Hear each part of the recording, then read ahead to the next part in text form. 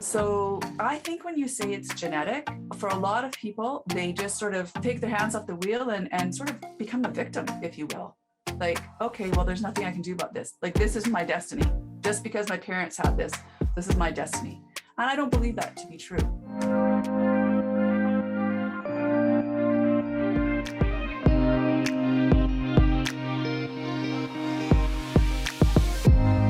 Welcome to the Woman's Doctor podcast, helping empower women to embrace their body and soul's full potential.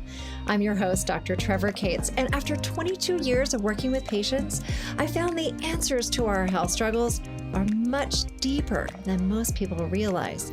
To help explore this, I'm interviewing colleagues and other wellness experts to get to the root cause so women can realize their true beauty and be informed decision makers for themselves and their loved ones. Did you know that loneliness has the same impact on mortality as smoking 15 cigarettes a day? And loneliness can lead to various mental health issues like depression, alcohol abuse, sleep problems, personality disorders, and even Alzheimer's disease.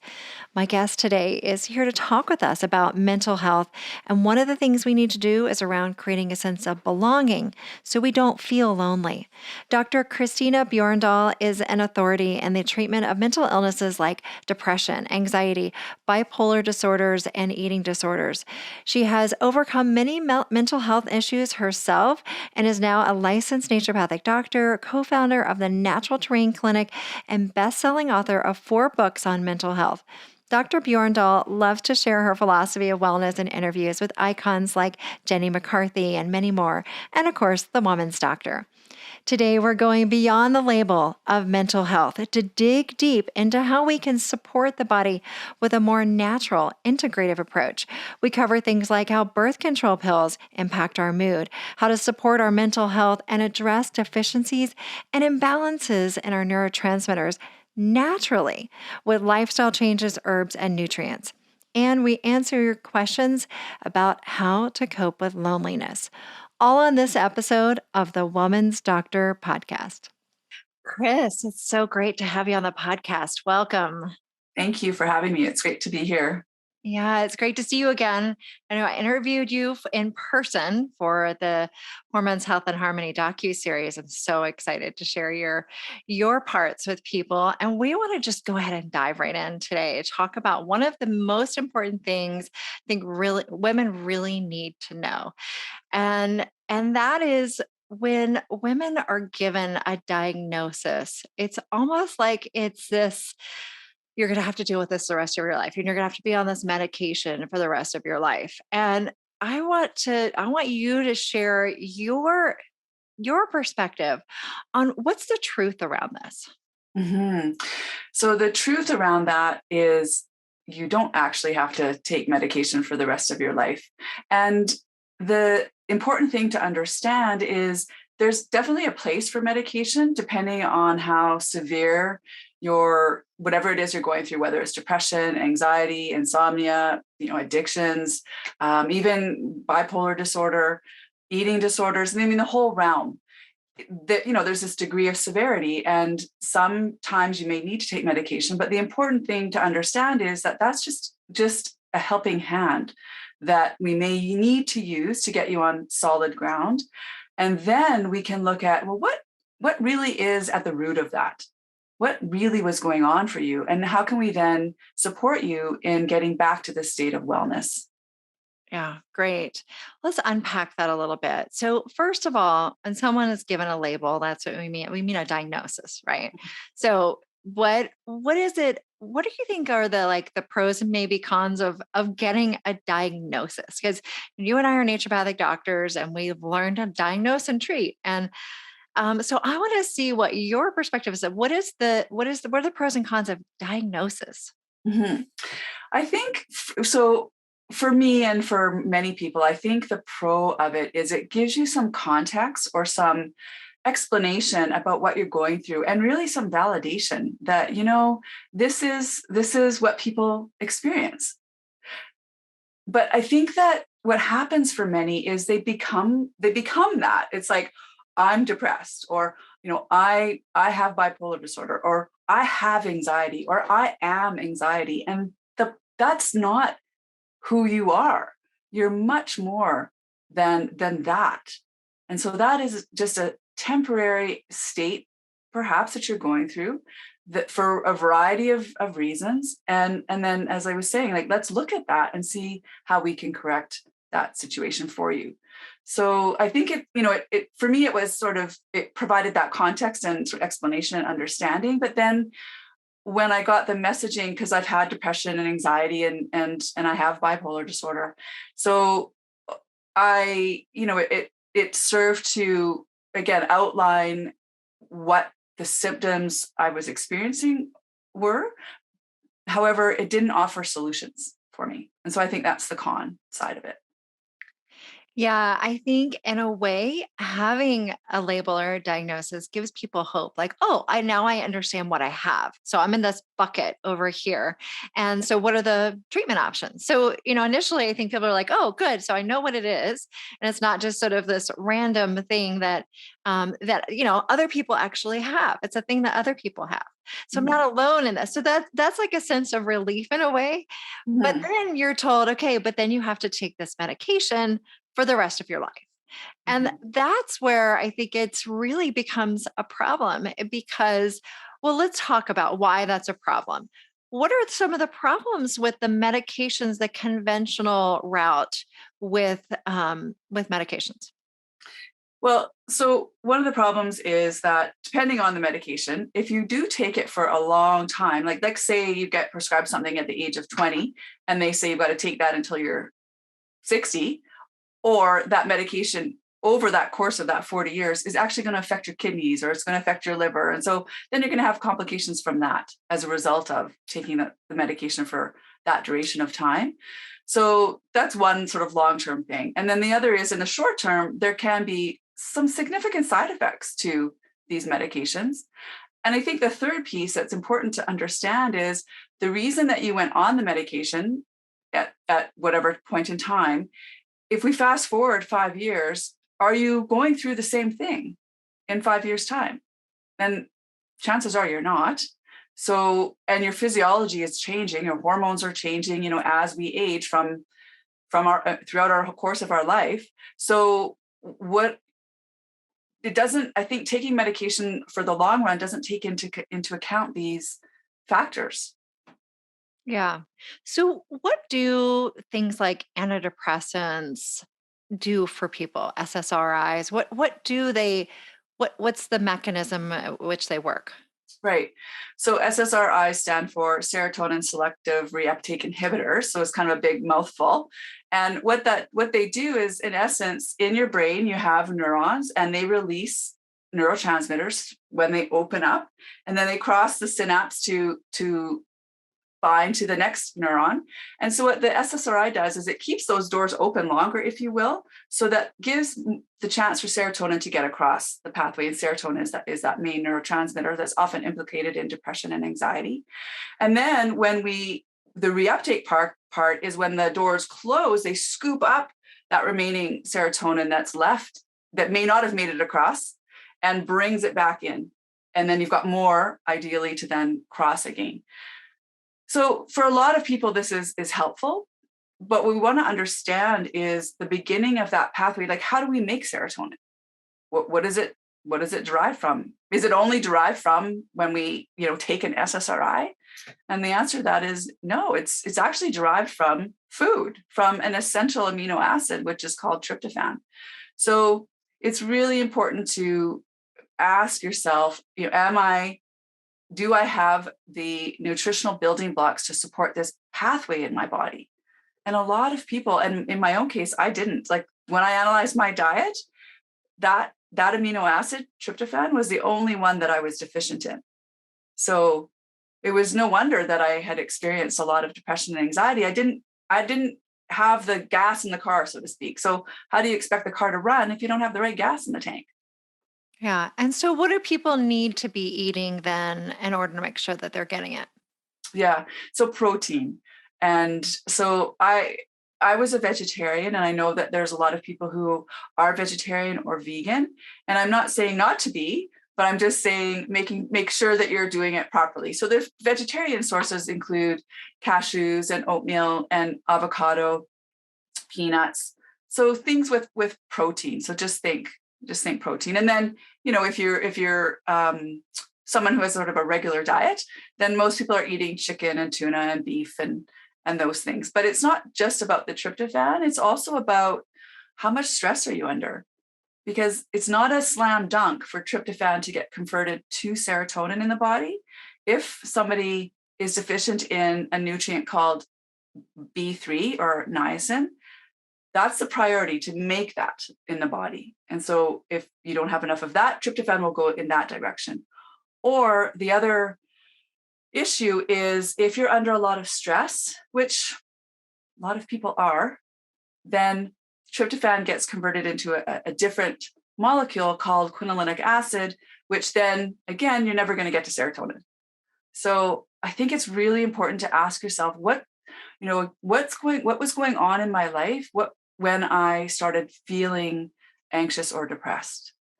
And I haven't met a person yet who has told me that they were stress-free, right? Yeah, So it's a big problem.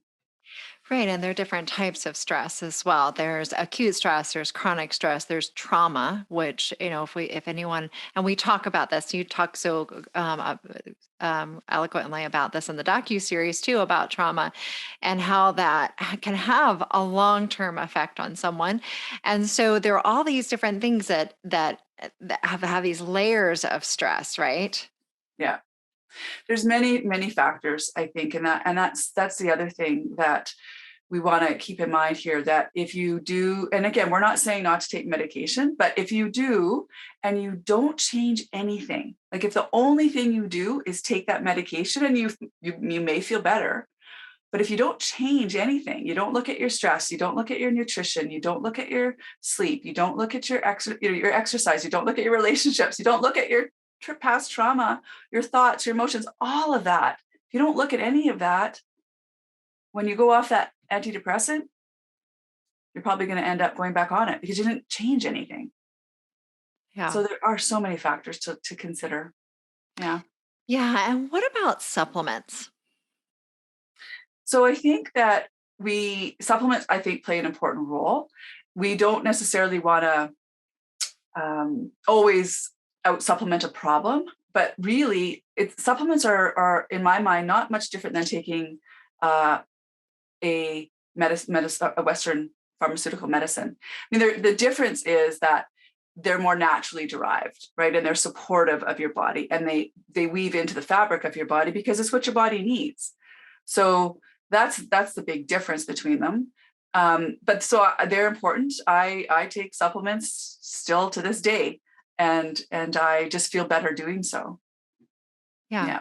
But I just want to highlight that the diet, what you're eating, is really important, right? We don't want to out supplement a not a very good diet, right? We want to get that diet piece dialed in.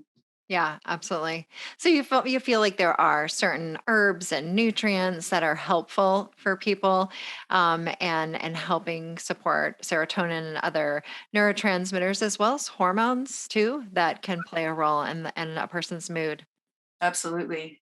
Yeah, I mean, a lot of young girls, and I'm not saying, again, a lot of young girls go on the birth control pill for a variety of reasons, often not the reason that it's intended for, but for skin conditions, which is your specialty, or for painful periods or irregular periods, or lots of reasons why. And I just really want people to know that there's solutions for you on the naturopathic side, to help with all of those things. None of those are actually medical problems. They're just signs that your body's out of balance hormonally.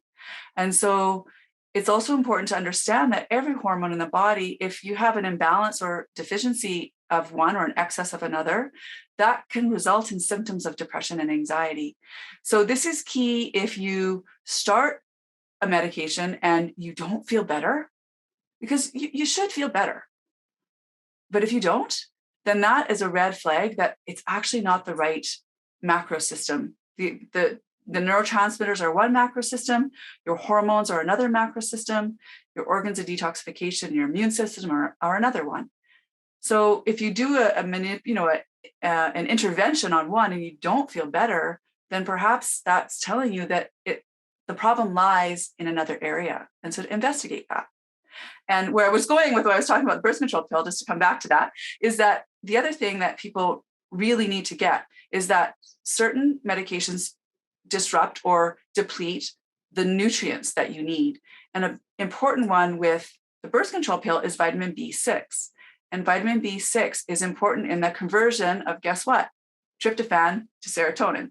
So a lot of young girls, this is very common to see that they start the birth control pill, and yes, it might help the period or whatever their concerns were around that, but now they're depressed. So we've just got another problem. Right. Yeah. And so the reason for bringing this up is not that, everyone should go off their birth control pills, especially if you're using it as a form of birth control. No, please don't. But that before you go on birth control pills for managing symptoms like acne or irregular periods or things like that, to look at what else can you do first. And like birth control pills can be safe for just birth control, and that there are plenty of other options for hormonal imbalances, because birth control pills, when given for the wrong reason, could just create more imbalances in the body, including nutritionally, gut, and hormones, right? Yeah. You kind of froze up a little bit there, so I didn't hear the whole. Okay. All right. Well, the good news is on my side, I'm just going to do this so we know to edit this part. The good news on my side, it probably picked it up if it froze on your side. But let me, where did it freeze? Just so I can repeat that. Birth control pills. I just got that whole thing. Yeah. Okay. Yeah. The important thing is that birth control pills, they should be used for birth control, and that oftentimes are given for managing symptoms instead, right? Which could actually lead to more hormonal imbalances, gut problems, nutritional deficiencies, and then create, like you were talking about, more problems with mental health issues. Mm-hmm. Yeah. Yeah. So let's talk about genetics, because I think this is a really interesting thing, because some people are definitely, look at the family and predisposed to certain mental health issues, whether it's depression, anxiety, but bipolar, schizophrenia. There are so many different types of mental health issues. If someone in your family has a mental health disease, what does that mean to someone? Mm-hmm. Yeah, this is such a big conversation that I think can be controversial, really, because so I'm adopted, and so I have, as I mentioned, I've had all those labels given to me and lots of struggles with my mental health. And when I asked the question, why is this happening to me? Like, again, right? The answer I always got was, you know what, Chris, it's genetic. There's nothing you can do about this. Your only solution is to take this medication for the rest of your life. Oh, and by the way, as I mentioned earlier, your kidneys are going to probably have trouble in 40 years. Oh, okay, great. Thank you very much. Right. So that left me really thinking about that genetic piece, because I couldn't look to the left or my right to verify the truth of that. So it left me in this place of pondering and curiosity and questioning and really challenging that paradigm. Like, is that actually true? Because they haven't actually isolated these genes that relate to mental health at that point in time. So there's this other field of research called epigenetics, which is, to explain the difference between the two. It's genes load the gun, but lifestyle pulls the trigger. And I really like that concept, because what it's saying is that it's not always all about the genes. It's about the environmental factors that may light the gene or turn the gene on or off. And so I think when you say it's genetic, for a lot of people, they just sort of take their hands off the wheel and sort of become a victim, if you will. Like, okay, well, there's nothing I can do about this. Like, this is my destiny. Just because my parents had this is my destiny. And I don't believe that to be true. So that's my approach. I'm sure that not everyone will, everyone agrees with that. But the other thing I'll say to highlight that is in the family that I was adopted into, my grandmother and her siblings, every one of them, there was 6 of them, they all had cancer. They all died of cancer, from some form of cancer. So you would therefore think that from this genetic theory that all their offspring would also get cancer, but not one of their offspring have. Mhm. So what's, Yeah. so it just, it's really, it's important, right? And I'll just finish this off by saying that the reason I was adopted into the family that I was is because my dad, his dad had Huntington's chorea, which is a genetic condition. However, when I look at his siblings, the 4 siblings that were from that family, 2 of them did get Huntington's and 2 of them didn't. But I still think that this epigenetic piece plays a role. So anyway, it's interesting for sure. Yeah, definitely. An environment plays a huge role in all this. And you think about people with similar genetics, they usually oftentimes they used to live in the same place. So what were they exposed to? And as you know, in their youth growing up, especially if they've never left where they were, and how much did that play a role? And then environment also includes, family trauma or family issues or, things that you grew up with and unresolved emotional things or lack of a spiritual connection. All of these things can make us feel disconnected. And that's part of it too, because there are some things that can be resolved without medication and maybe even without even supplements, right? Mhm. Because if you look at what's underneath something, why someone is experiencing depression or anxiety, sometimes it's not really a neurochemical imbalance, it's something else, right?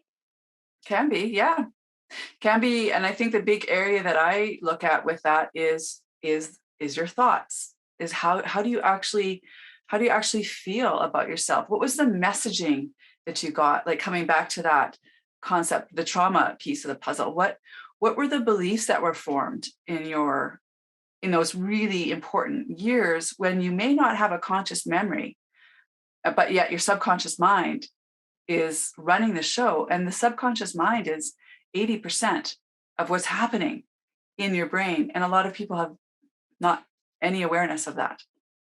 Right. So this imprinting can happen, and it can really this idea of the inner critic or the inner cheerleader, or just whether you stay, people who often end up sabotaging themselves, or are you able to move into awareness of that and then ultimately support yourself in a way that is of service to you. Right. And then, I think it's interesting too that when we have, neurochemical imbalances, where does that come from? And part of that, as you mentioned, could be diet related, but it also can be situational too, right? It Like, can like what be. you're talking about. Yeah. Yeah. Yeah. Yeah. And then the other piece too to mention, just to tie it in when you were discussing the environment, another idea that is different to consider is that maybe you don't have a deficiency, because generally that's the viewpoint, that you're deficient in, you're not making enough of a neurotransmitter. But maybe you are, but there's something from the environment blocking the receptor of that cell. So the neurotransmitter can't get in. It's like you've got a bouncer blocking the door, right? So the environment is also, it's definitely an underlooked piece in medicine. And it's a very important piece, because we really are, there's just been so much change over the last 40 or 50 years when it comes to the amount of chemicals that are used from, and this again, this is your area, from the cosmetic products, the skin products, all of these things, they all have chemicals, unless you're using Dr. Trevor's stuff. I'm her advertiser.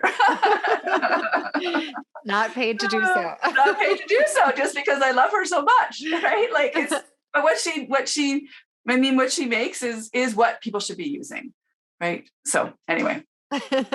Side note. Thank you. Yeah. Okay, great. So we've covered a lot today. So if a woman is struggling with her emotional state, I say she's not sure where to start. Where would Mhm. you say is the best place to begin? Mm. I would say, if you're not already working with a naturopathic doctor, I would suggest that you start there. But also perhaps if you're not working with a psychologist or a therapist or a counselor, that's also can be extremely helpful. And to just know that all you have to take is one step in one direction. So whether it's you're going to make a change nutritionally, or you're going to get that movement piece in.